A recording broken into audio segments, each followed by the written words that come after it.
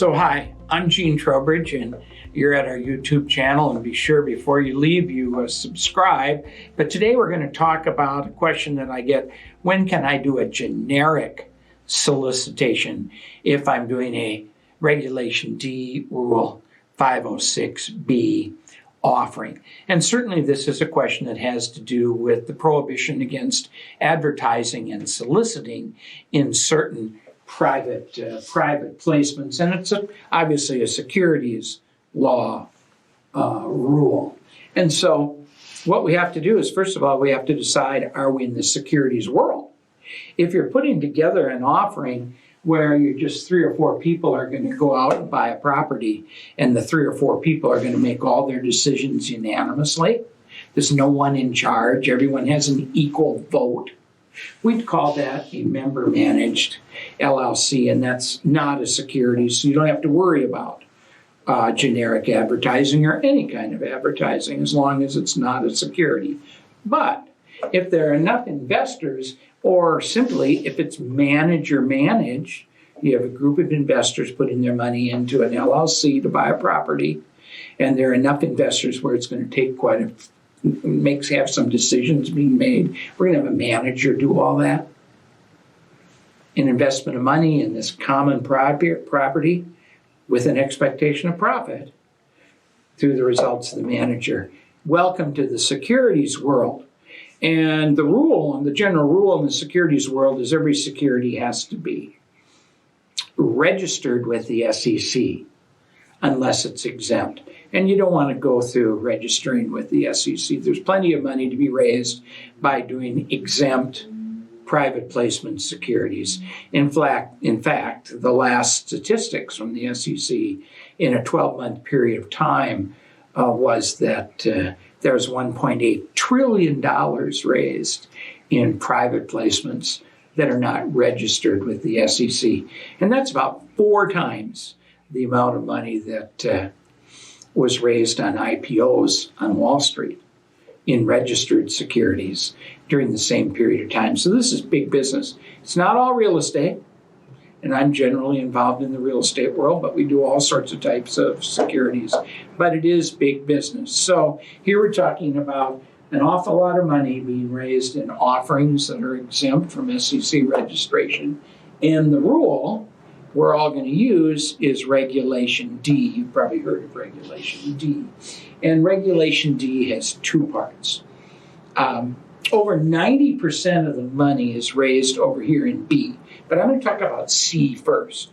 506C is the newer part of Regulation D. It came out in the Jobs Act. And it lets you raise as much money as you want. There's no limit.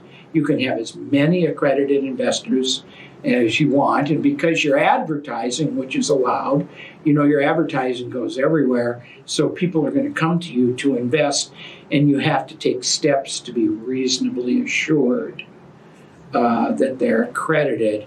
No sophisticated investors, because an advertised security is a little higher in risk, according to the SEC, and so they wouldn't want non-accredited investors to invest.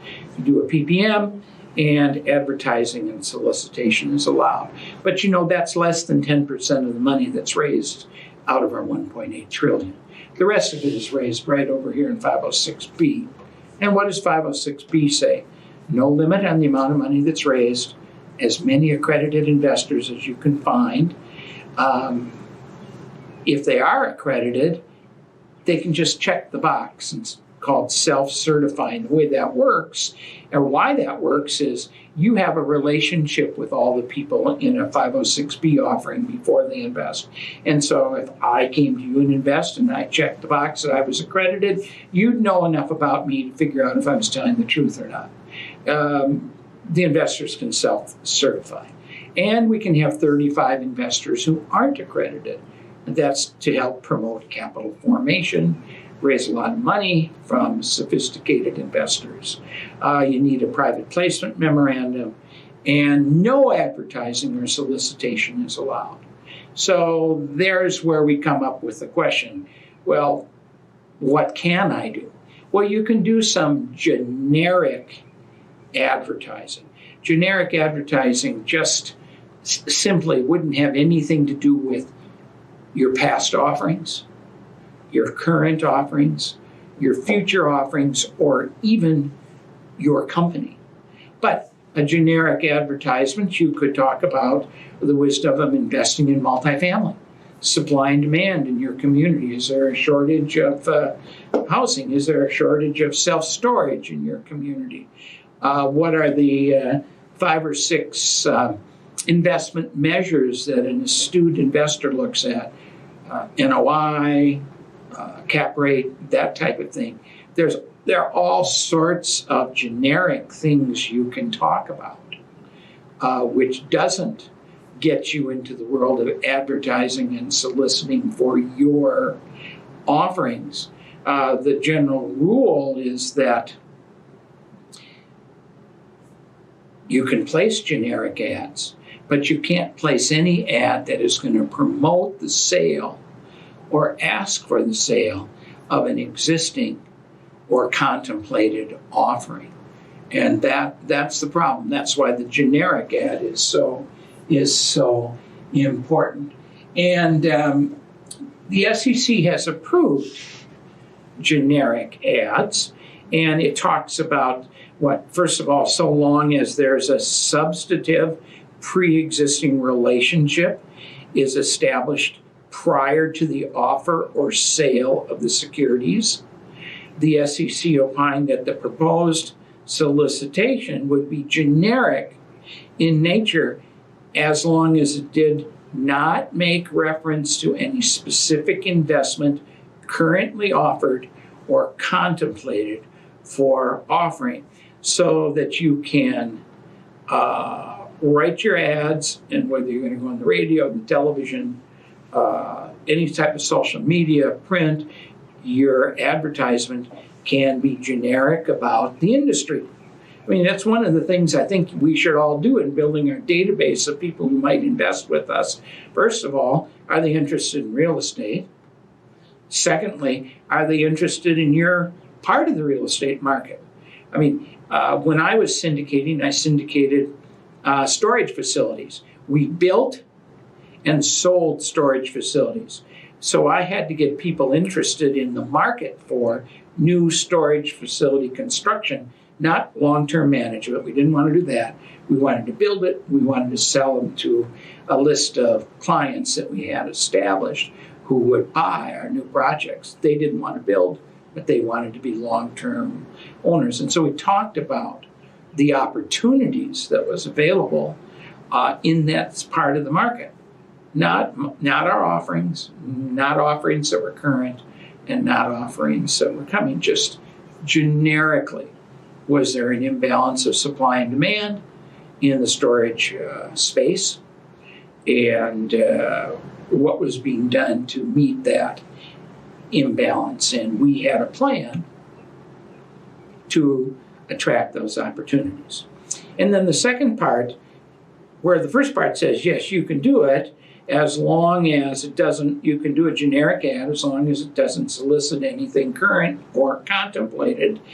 And then it said, provided that the sponsor implements procedures designed to ensure that persons solicited by this ad are not offered any securities that were offered or contemplated for offering at the time of the solicitation.